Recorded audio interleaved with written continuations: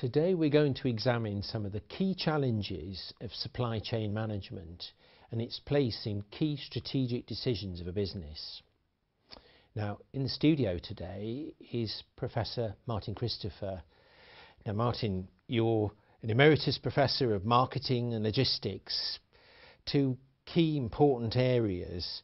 Let's just pick supply chain at the moment. Is it a thing for the top table? I think it is, and in fact if we look at what's happening in the boardrooms of many of our businesses here and around the world, I think there's this realization now that the supply chain is critical to business success. So let's just examine that a bit more. What's changing? Why is it so critical?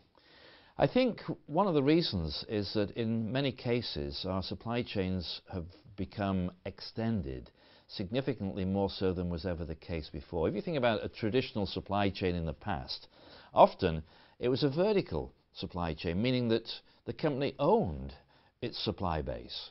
You know, we look at Henry Ford I, for instance, a great example. He owned everything, the steel mills, the mahogany forest, the rubber plantations, so he controlled that entire supply chain. Today's supply chains are totally different. You know, we've outsourced, we focus on our core competencies. We're very reliant now upon suppliers who could be on the other side of the globe. And so I think for that reason alone, the realization that this is critical, we have to be able to control this. We may not want to own it, but we want to be in control of it. So if we look then to the future, you know, away from the old Henry Ford model, what's the future going to look like? I think the future, well, first of all, it's going to be shaped by this era of turbulence that clearly we've entered into.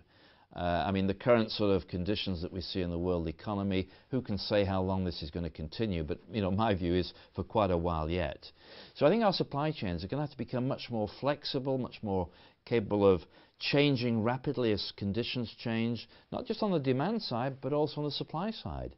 You know, many resources now are getting scarcer. The costs of commodities, in a lot of cases, as we know, has increased dramatically. And I guess that, you know, as we see the sort of dynamics of world supply and demand change, our supply chains are going to be much better able to change with those conditions. Can you give me any examples where you can see how that's changing? Yeah, well, I think, for instance, if we think of what's happening with energy costs, for example, particularly I think in terms of oil and transportation costs. Now, okay, the price of oil, it goes up, it goes down, but the long-term trend, I don't think anybody would dispute the long-term trend is upwards.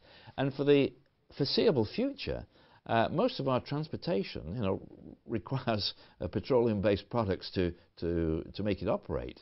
And so the cost of moving things greater distances, you know, I think that's going to become a little bit of a sort of a limitation on our sort of supply arrangements, on our manufacturing locations.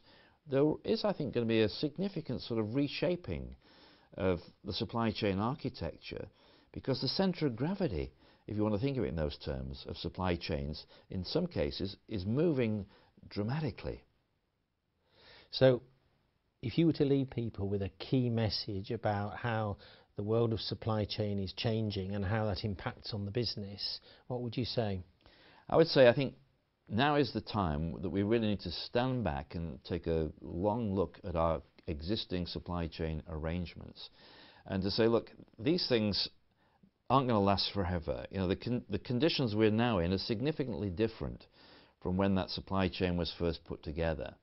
And whilst it may be painful, we've got to recognise here that that supply chain may no longer be fit for purpose. That's a troubling and important message. Thank you very much. Thank you.